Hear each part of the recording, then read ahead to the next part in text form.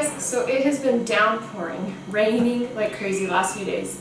So I have not been able to get videos of us doing that project out in our backyard. It has been started, but it's just been raining way too much. So we are doing some videos inside, and like I said, I've been meaning to post some canning videos. So today I'm going to go over some of the basics of canning. I've already canned some items here. These are my peaches. This is some hot pepper jelly.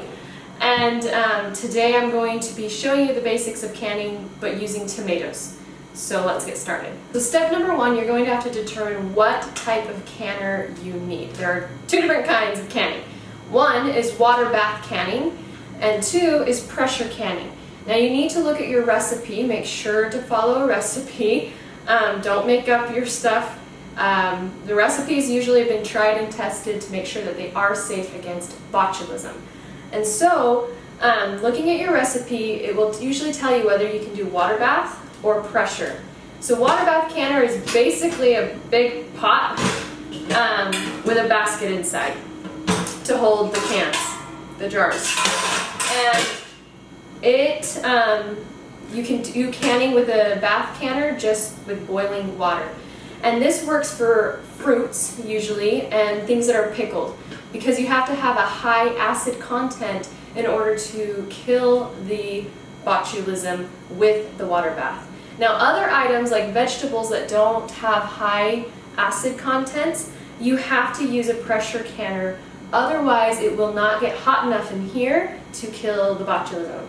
So pressure canner for things with low acidity, water bath canner for things with high acidity.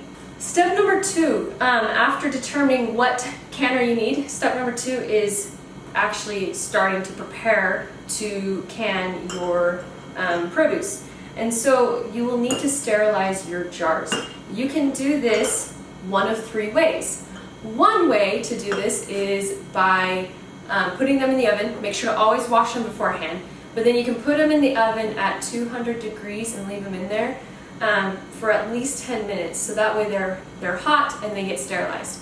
Another way to do it is by putting them in your dishwasher and running a load. You don't have to use soap, but just running a load in the dishwasher and leaving them in there to stay hot as you're getting the recipe ready. So make sure that they stay hot and are still hot when you start putting your, in my case, tomatoes in the jars.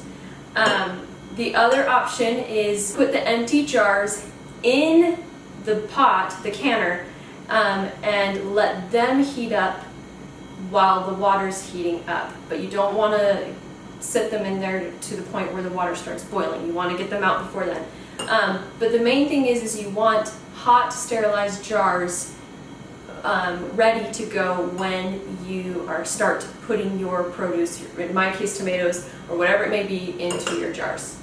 And then the lids, you'll just need to wash with hot soapy water. And I've seen some cases where they like to put them in simmering water. Oh, that just popped. You want to put them in simmering water. Don't let them boil because it could damage the gasket, the rubber ring. But just keep them hot as well before you put them onto your jars for canning. Step three is follow your recipe. And I have heard and will also suggest that it's smart to use recipes from educational websites like University Extensions, or if you go to the Ball Canning website, or just find their book. You can get a bunch of their books on Amazon as well. These recipes from these sources have been tested in labs to ensure that the acid content or the amount of time that it tells you to can the item will ensure that botulism will not exist in your food. So I would suggest following these recipes just to be safe. And if you do follow the recipes according to what it says, then you should be just fine. You just want to make sure the acid content is even, and that's why you want to follow if it says this many pounds of this certain fruit, put in that many pounds of a certain fruit or vegetable. So that is step 3. Just follow your recipe and you'll be good. Now those are the basic things that you need to know about canning in general. Now today I'm doing my tomatoes, and so there's some things I'm doing with these that you may not have to do with other things. So just follow your recipe. But these are a bunch of my tomatoes, not all of them. There are a ton more. But the main thing with tomatoes is you do have to peel them, and you can peel them one of 2 ways. You can blanch them, which is when you put them in hot boiling water for 30 to 60 seconds and then put them immediately into cold water. Sorry, that was my daughter squealing. And then you can peel them off. Now, I just don't have a lot of stove space, and I don't want to have my canner going and also a pot of boiling water going, and it just takes up a lot of space. And anyway, this I find is an easier method. So these tomatoes are frozen solid. They are hard as can be. But if you freeze them and then put them under hot water, the peels should come right off. Alright, so I've peeled the majority of my tomatoes. These are just a few that I have left. I'm going to make salsa later. After you peel the tomatoes, you want to chop them up and then put them in a pot of boiling water, or a pot of water, and then bring it to boiling. Let it boil for about 5 minutes, and then once it's done boiling for that 5 minutes, you can ladle the tomatoes into hot jars.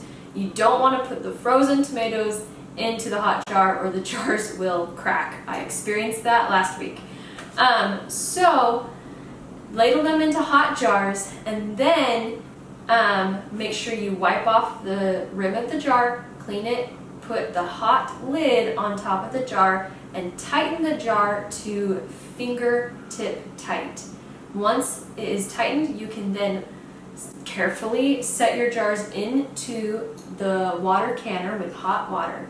Once your water canner is at a boil, go ahead and lower the jars down into the water and then put the lid over top. And you'll want to make sure you follow the recipe, whatever recipe you use, to know how long you are needing to set your timer and have them boil for.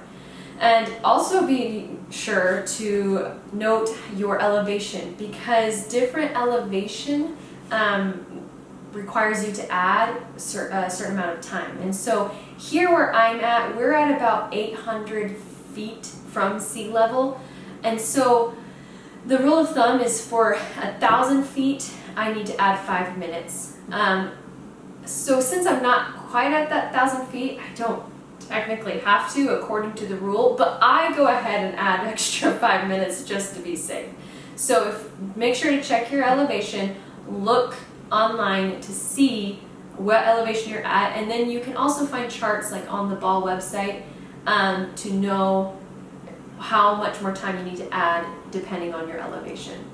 And there you have it. We have now some canned tomatoes, and I use this a lot through the winter in my taco soup, so I'm excited about this.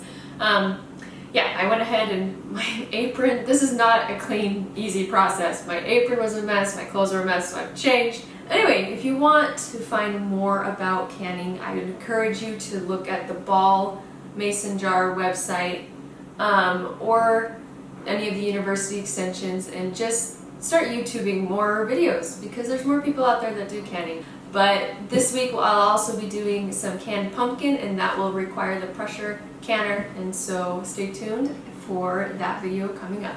Thanks for watching. Bye-bye.